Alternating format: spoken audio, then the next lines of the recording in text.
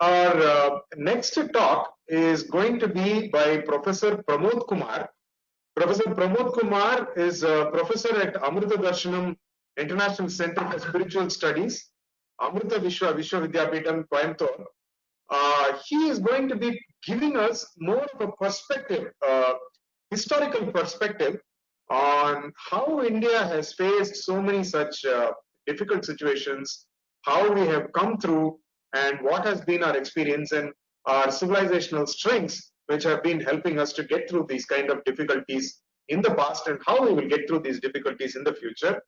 Professor Pramod Kumar, sir, we are eager to hear you. Namaste everyone, namaskaram, and thank you Surendra ji for the kind introduction and for inviting me to this webinar. At the outset, let me place my sincere admiration to all of you for the wonderful work that you are doing. I've known Manikandan ji for many years now, and despite the severe personal setbacks that he has faced, the kind of work that you're doing on the ground is simply amazing. Hats off to all of you. I'm an academician. You see, I can educate people, but you are activists, you are on the ground, and we can provide inputs, but you are the real warriors on the ground. So with that, opening remarks, what we'll try and do in this session is, as Surendra ji mentioned, that we look at the, our civilizational historical perspective of pandemics and disease, and what can we learn from this past experience, right?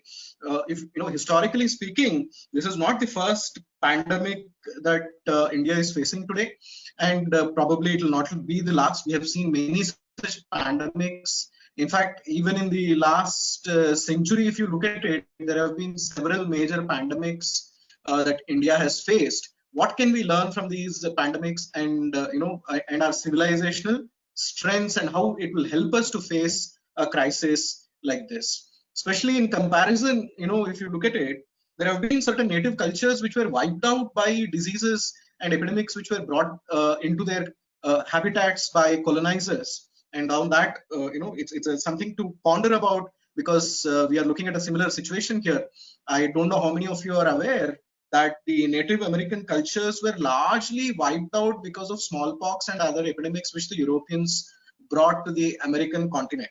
In fact, you will be horrified to know that there is historical evidence to show that a part of it was possibly deliberately done.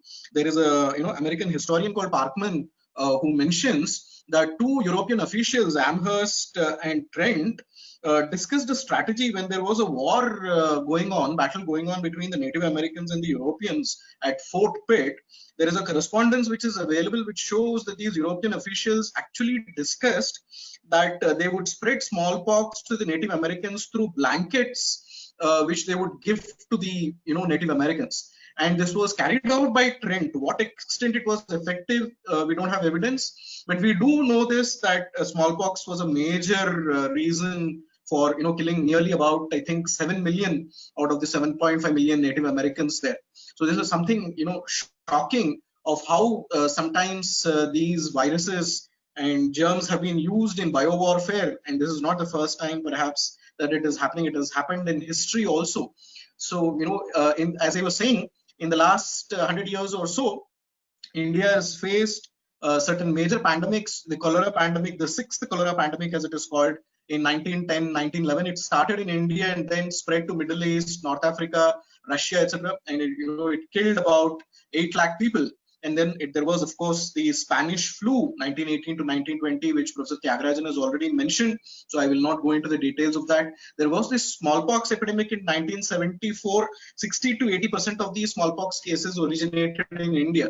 And luckily, of course, we have been able to eradicate it later. Okay. Then there was the Surat plague in 1994, which originated in Surat. Okay. And bubonic plague it was called. Okay. And you see, there is a message of hope, especially hidden in this Surat plague, that I would like you to think about. That despite this setback in 1994, look at the way Surat bounced back, going on to become one of the headquarters of the diamond cutting industry in India today, contributing immensely to India's GDP. So I think this is the message of hope and confidence that we should go home with, that India has faced many such crises in its past, and it has successfully overcome those difficulties and bounced back, not just survived but thrived, bounced back with great vigor and energy. Okay, so chronologically, if you look at it, we look at some textual traditions to start with. How, if you look at some of the sacred texts that are available in India, you will find that our great rishis rishis like Sushruta, Charaka, etc., in their texts, and even in religious spiritual texts like the Vedas, you find that there is an intuitive awareness of disease-causing germs, invisible particles that are disease-causing.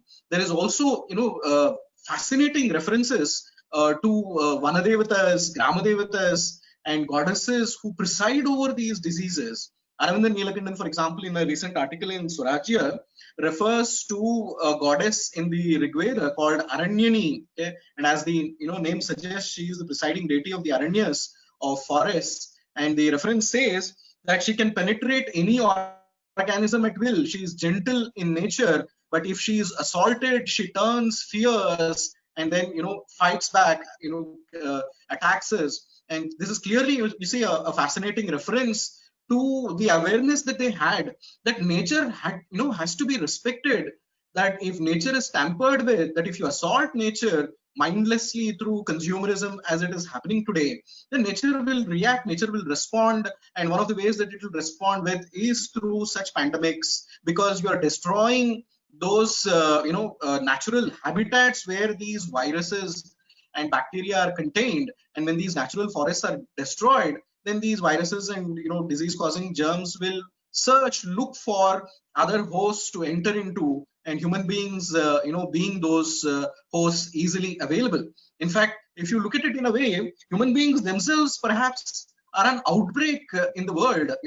From the way that we are destroying nature, if you look at it for perhaps Mother Earth, we are an outbreak, just as the coronavirus is an outbreak for human beings. We have been an outbreak, and unless we change some of these attitudes, unless we learn from our cultural practices and attitudes which our ancestors have so beautifully encoded into our religious, spiritual, historical literature and into our everyday practices, right, we will have to perhaps face many more such pandemics in the future.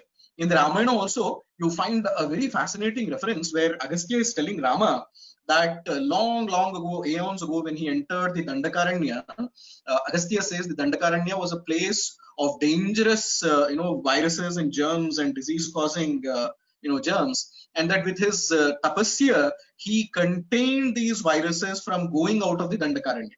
So this is, again, you see, as I said, an intuitive but perhaps a very clear awareness that the forests and the animals living in the forests are the carriers of these disease causing germs, and the rishis developed a lifestyle of living in harmony with nature in such a way so that these disease causing germs did not break out into human habitats, into urban or other habitats where they were in. Okay, so this is these are some fascinating references that we find in the text. Another very mind-boggling reference that I found is in a text called Yoga Vasishtha, which is often attributed to Buddhist origin. There is a reference to a germ called Vishuchika. Okay, so there is a demoness that is being described. So you may say these are all cock and bull stories, but please don't look at it like that. As I said, through such literature, you see certain very important attitudes were being inculcated into all of us, and we have to take home that message, that even to the layman or to the children, when these stories are told, through those stories, you see certain very important attitudes were being inculcated into all of us. So please look at the story of Vishuchika in that way, if you leave aside its mythological character. So there is a demoness called Vishuchika who performs a penance to please the creator Brahma. And when the creator appears in front of her to give her a boon, she says she's ever hungry, that she has a devouring hunger and she feels like eating all the living beings. And she wanted a boon from Brahma that she should be able to enter any organism at will and kill them and eat them from inside. And therefore Brahma realizes that it will be a deadly boon if he grants it to her, and he puts certain limiting conditions on that boon. If you look at the limiting conditions, it's really fascinating, mind-boggling. Brahma says that you will be able to attack only those who do not practice cleanliness in their everyday lives, who live in unhygienic conditions, who eat unhygienic food. Okay, these are the conditions. If you live in such unhygienic conditions or follow unhygienic eating practices, only then this germ will be able to attack you. So this clear correlation between hygiene and the spread of the disease, you can see hundreds or thousands of years ago this awareness was very much there.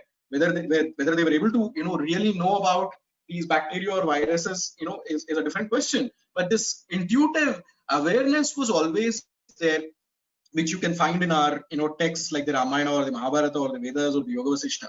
In Patanjali's Yoga Sutras also you find, for example, amongst the 5 yamas and the niyamas, which are universal do's and don'ts, universal disciplines, which every human being, irrespective of his background, is expected to practice. Shaucha is one of the most important niyamas that Patanjali prescribes for all human beings. Shaucha being physical hygiene and also mental hygiene, physical purity and mental purity. And you find that is why that in Indian culture and traditional practices, no religious ritual, no spiritual act is considered to be fruitful, is considered to be effective, unless you have this element of shaucha. Okay, that this trikarana shuddhi, as it is called, that physically, mentally, verbally, you have to be pure for your sadhana to be effective, for your sadhana to bear fruit. So this idea of hygiene, you see, was deeply inculcated through our everyday cultural, religious, and spiritual practices. And this is what you find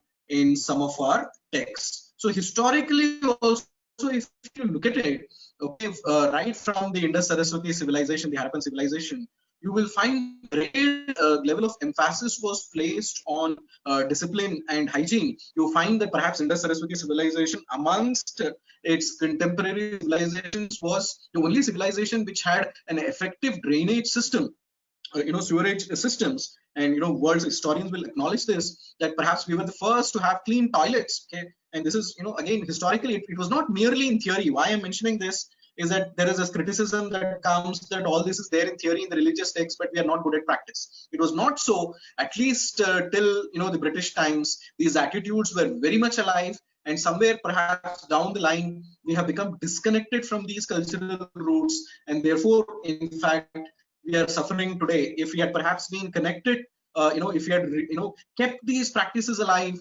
in our everyday life, I think the amount of suffering that we are facing today would be minimized to a great extent. Look at our attitudes to rivers, for example. Why is it that these rivers were considered so sacred? Why is it that polluting the rivers was considered as a sin? People were not allowed to, for example, spit in the rivers or excrete in the rivers. Even before going and taking a bath in the river, people were expected to go and clean themselves first, ensure that their body was clean before taking a dip in the river.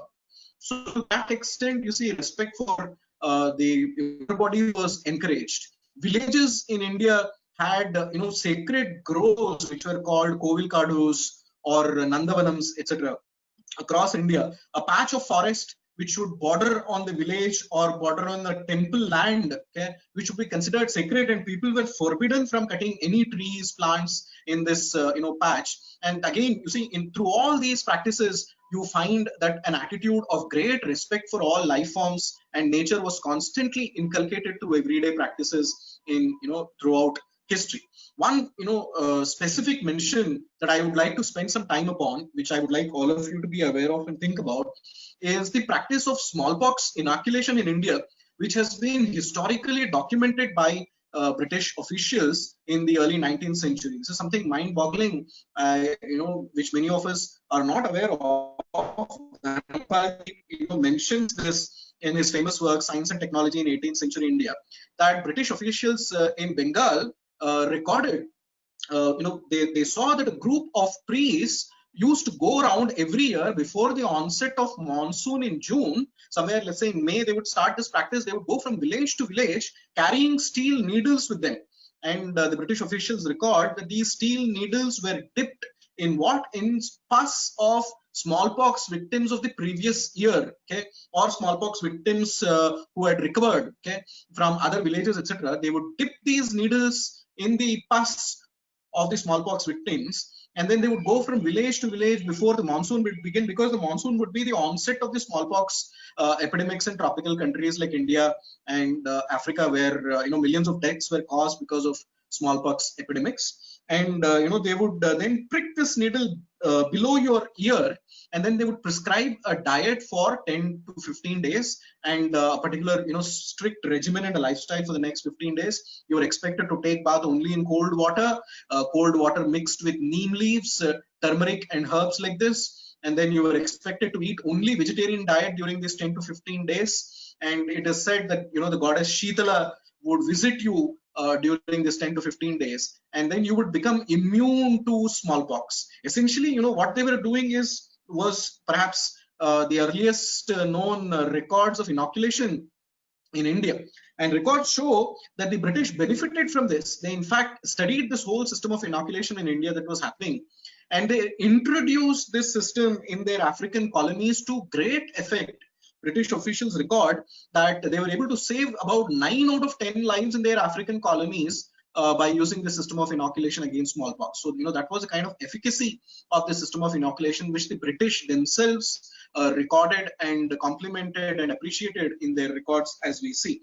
And another, feature that comes out, a striking feature, a shocking feature that comes out, is that the same colonizers, the British, in fact, after making use of this, after taking advantage of the system of inoculation, then came back to India, and their British officials in India, stereotyped this system of inoculation as a superstition, and they banned it. They prevented, these native Vaidyas and the priests, the Vaidyas, from carrying out this system of inoculation in Bengal, etc.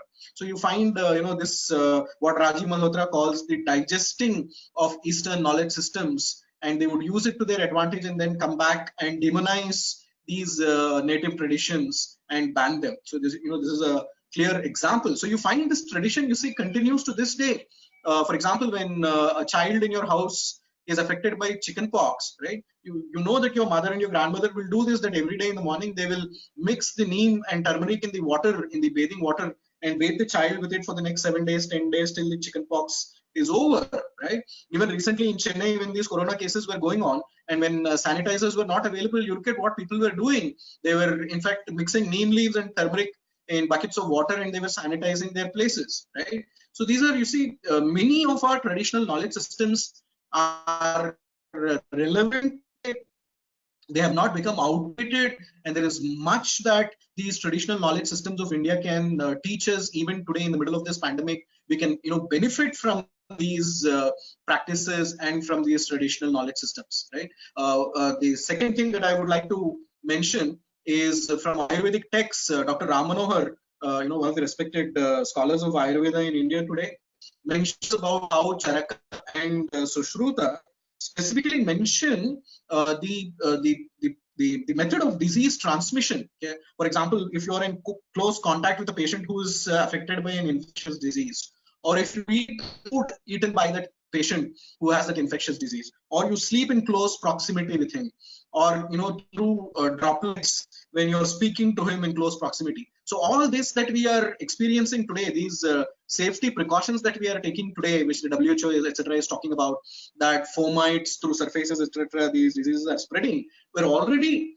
recorded in our texts like Charaka and Charaka Samhita and Sushruta Samhita. Of course, we don't have evidence to show that they were aware of disease-causing germs, but at least they were aware that infectious diseases would spread in close proximity, and they were taking perhaps precautions against it. So, what we are calling as social distancing is nothing new to us. Even in our ritual practices, we did practice some amount of social distancing in our everyday life also, and perhaps at the risk of being labeled as orthodox, but this is something that we have to recognize, that this intuitive awareness of hygiene was part of our ritual practices, and things like social distancing etc. were already being followed.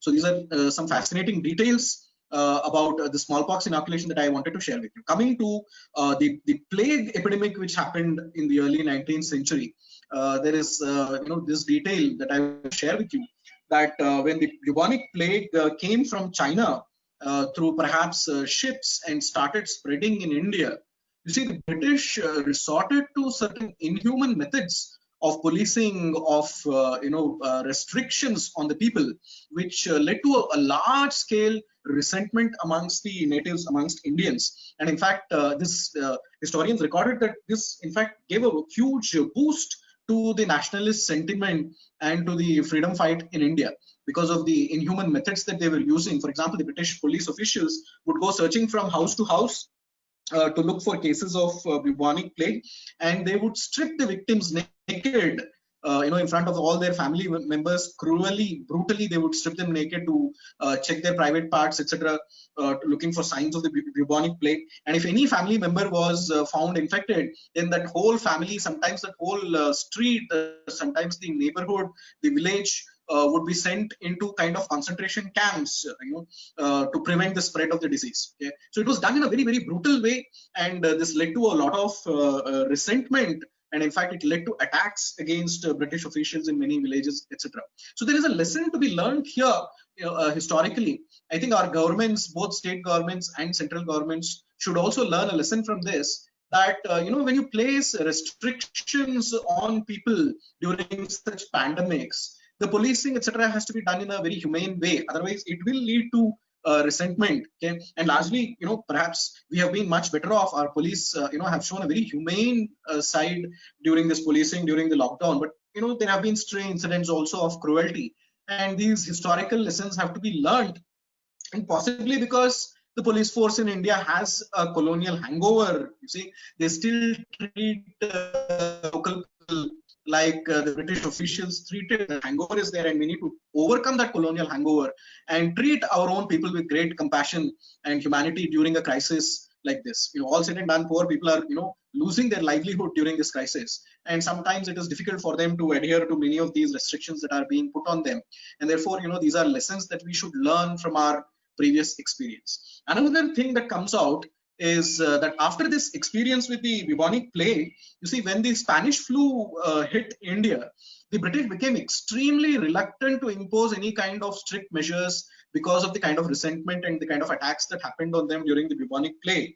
And therefore, they left it to voluntary organizations, NGOs as we call them, to play a more active role in containing the epidemic. And you will see again that it was spiritual organizations like the Ramakrishna Mission, etc., that played a very crucial role during the Spanish flu, also during the bubonic plague, in providing relief to the common people and the poor people who were affected. In fact, in many letters of Swami Vivekananda and in his speeches, you will find that when Bengal was affected by the plague, he was strongly exhorting all his monastic brothers who were direct disciples of Ramakrishna Paramahamsa to go out into the streets where the plague was spreading, and to risk their own lives and to serve the human beings, and saying that you should look at these human beings as gods. It is in these human beings that you should see Narayana and serve them. So these are the kind of very inspiring examples that our history will teach us. Even recently, this has been my experience, that in the neighborhood where I was living, a nearby ashram, and the volunteers of that ashram, they came into our neighborhood streets, and they brought this kashayam, which is called Nilavembu, and distributed it free of cost to each and every family, to each and every house in March and April at the beginning of this coronavirus pandemic. So this is the kind of role that our religious, cultural, spiritual organizations have always played during pandemics, whether it was the bubonic plague, whether it was the Spanish flu, or whether it was whether it is now this coronavirus pandemic. A few more fascinating details that I wanted to share with you was about the cholera outbreak in Shirdi. You will find that some of our saints and their lifestyle and the way they inculcated some of these attitudes are very, very fascinating to learn from, right? So you see, Maharashtra, for example, two examples that come to my mind from early 19th century and before that. One is the cholera outbreak in Shirdi, where the Shirdi Sai Baba was living, when the devotees go to him and appeal to him to do something to stop the outbreak of cholera. There is a historically recorded detail that the Shirdi Baba went around the village of Shirdi, spreading wheat flour, mao, chapati mao, right, as it is called, around the whole village. And he forbid the villagers of Shirdi from going out of this perimeter which he had drawn around the village. So it is again fascinating to see that this was perhaps a kind of a lockdown, a restriction that he was imposing on the people to prevent the spread of cholera from one village to another. By doing this, by using religion and spirituality, by using his religious influence on the people, it perhaps it did have a miraculous influence. We don't know that, but still, he was trying to perhaps contain the spread of the disease by preventing people from going out of the village.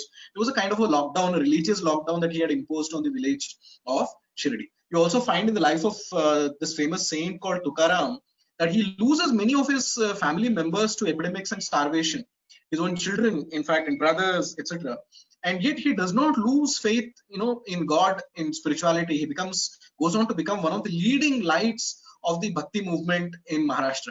This is something very inspiring, that all of us can learn from in this pandemic when our faith is called into question and we have doubts, etc. We have to, take inspiration from these historical examples, shining examples that we have in our Bhakti literature.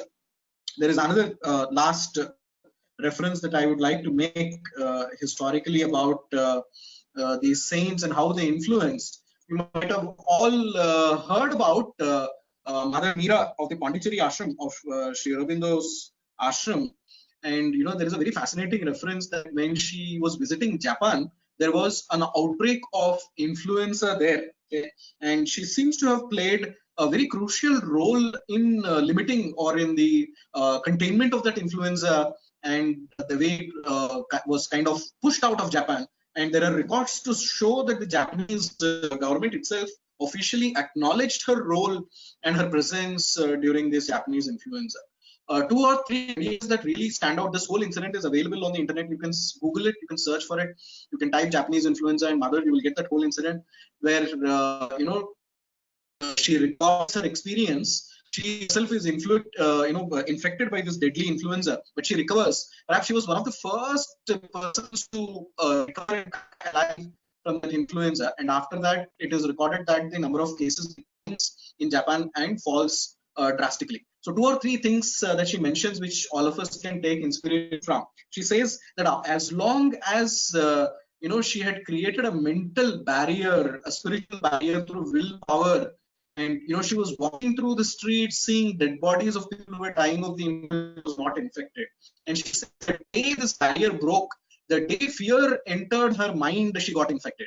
So this is something that modern doctors even today will acknowledge. The other day I was listening to a talk by Dr. Bala Venkat of Ganga Hospital in Coimbatore, where he was saying that doctors across the world are acknowledging that patients who have recovered from coronavirus infection are those who have a high level of self-confidence, who have a winning attitude, who have a positive attitude that they can overcome it. So this is something not new to us. This is what our spiritual leaders have always taught us, that we should face this pandemic with great amount of confidence and a winning attitude. And our spiritual culture, our religious culture, through practices like yoga and meditation, can give us that willpower, that winning attitude, that self-confidence, that self-worth, which can help us in shielding ourselves from all the negativity that is around us today. And the more we keep this negativity out, the more we shield yourself, as mother says, I think we will be able to play it out with great strength. Okay? In Swami Vivekananda's life also, you find that one of his brother disciples is infected with a deadly fever, and this is when he comes meeting. The disciple is almost on his deathbed, and he tells him, what is this that you are doing? How can you fall to this weakness? Use your willpower and overcome it. And within a month, his disciple overcomes that deadly fever that he has, showing again, that all our spiritual leaders played a lot of emphasis on cultivating our willpower and self-confidence in fighting diseases. And this is something that all of us can do, as I said, by simply imbibing, making these practices like yoga and meditation a part of our everyday life. Last but not the least, parting discussion, I would like to mention about our eating practices. Historically, if you look at it, if you see the emphasis that has been placed on vegetarianism in Indian culture, and say this was perhaps because of the intuitive understanding that our ancestors had, that a clean vegetarian diet and a plant-based vegetarian lifestyle is less vulnerable to infectious diseases. And this is again recorded universally today. All the doctors acknowledge today that vegetarians are less susceptible to the kind of zoonotic viruses. See, most of these viruses, pandemics which we are facing, are essentially zoonotic viruses which jump from animals to humans. So even this coronavirus, as you know, the theory says that this is because of the meat-eating habits in Wuhan and other places in China, where they eat wild meat, and it is through this wild meat that it is spreading to humans. Again, Aravindan Neelakandan has recorded, and other scholars have recorded historically, as to how the short-sighted policies of communist dictators like Mao have actually led to proliferation of this wild meat eating in China. The Chinese were perhaps in the previous centuries were not such prolific wild meat consumers as they were.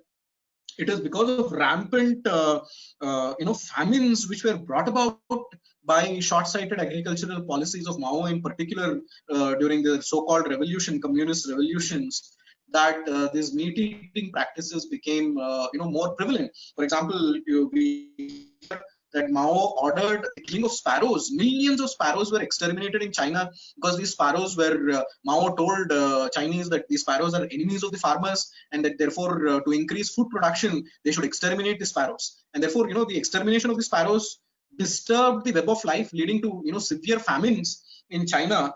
And the people were forced to eat wild animals which they could find to survive. This is how the consumption of wild animals became prevalent in China, because of which we are seeing a proliferation of these pandemics that are happening.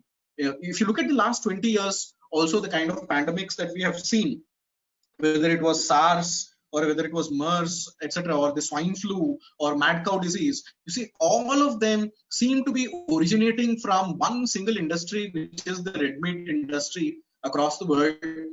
And the unethical practices which this red meat industry is indulging in, okay, this has to change if we want to prevent future pandemics. Then as I said, we have to learn lessons from history, and if we don't learn these lessons, we will be subject to pandemics in the future. And this is one lesson that we should take home, is that there has to be a drastic change in the way the red meat consumption is happening in the world today. You take mad cow disease, for example. Why did mad cow disease come? Go and ask any scientist; they will tell you that it was because of the unethical practice of mixing cows' beef, the meat, and making a powder out of it, out of the bones of these dead cows, in order to reduce the wastage of beef on these huge animal farms, where millions of these animals are raised, whether it is pigs or cows or goats or poultry, etc. So they want to reduce wastage, and therefore they are indulging in horrific practices where they are turning these cows, hens, and other animals into cannibals by forcing them to eat remnants of their own meat. And therefore, as I said, if you tamper with nature, if you attack nature, nature will attack back. It will respond by sending out viruses like this. And mad cow disease was born because of this. And we know that anybody who eats an infected cow's meat is infected by it, and lakhs of cows had to be culled in countries like UK and America because of the emergence of this mad cow disease. So the same story repeats with swine flu, the same repeats with bird flu, etc. These viruses seem to emerge in these massive animal farms that are raised, where all these unethical practices are going on. So taking cognizance, becoming aware of the fact that perhaps we have the largest percentage of people who respect vegetarian lifestyles amongst the Hindus and the Jains in this country. This lifestyle has to be preserved, it has to be cherished, it has to be protected, and it has to be promoted. And this is something that all of us should do, okay? Given especially the positive ecological impact of the clean vegetarian lifestyle in the present situation. That if you give up meat eating today, perhaps you'll be doing the greatest service to ecology in the world today, more than any other way. This is again it's a scientific fact that red meat consumption contributes to global warming today more than any other emissions, carbon emissions, or any other industry that it emits. So you'll be doing a huge service. If you're a vegetarian, please stick on to your vegetarian lifestyle. Please ensure that your family and your children cherish that vegetarian lifestyle, that it is passed on to future generations in your family, and that the vegetarian cuisine, the diverse, fascinating, mind-boggling vegetarian cuisine that Indian culture offers, this is something that has to be marketed all over the world, okay? And this is a huge business opportunity, I would say, during this coronavirus pandemic for all of us. That this is the time that we should market our vegetarian cuisines through YouTube classes. All our, Chennai Mamis can start YouTube classes, and please market our fascinating vegetarian cuisine across the world. And I would say, and on this parting shot, I would like to end my talk. There was a Chinese ambassador who said that for the last 2000 years, India conquered China without sending a single soldier and without using a single weapon. How? Through Buddhism and Indian culture. And I would say again, once again, we can conquer China. I would say that we would have truly conquered China, not physically, okay, but mentally. If we can conquer China, the day perhaps the Indian cuisine becomes popular in places like Wuhan and Mongolia and China, I would consider it a great victory for Indian civilization and culture.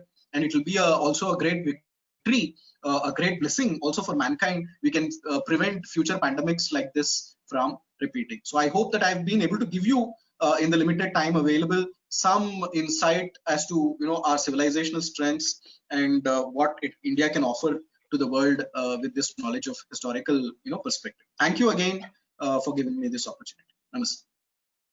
Thank you, Professor Pramod Kumar. It was like a whirlwind tour through world history, and especially some of the things that you told us about the impact of pandemics and how viral epidemics were actually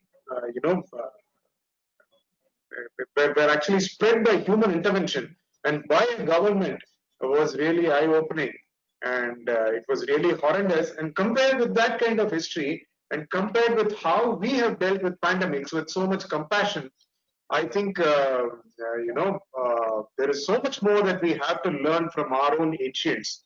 And I wish that our authorities would look to our ancient kings and rulers for inspiration rather than pick up the practices that our colonial administrations have left us.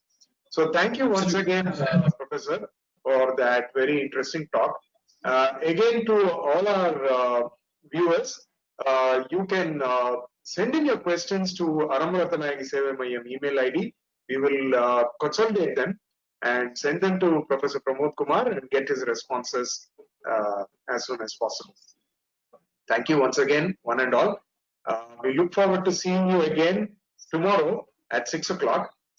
Just to remind you, tomorrow also we have two other set of very good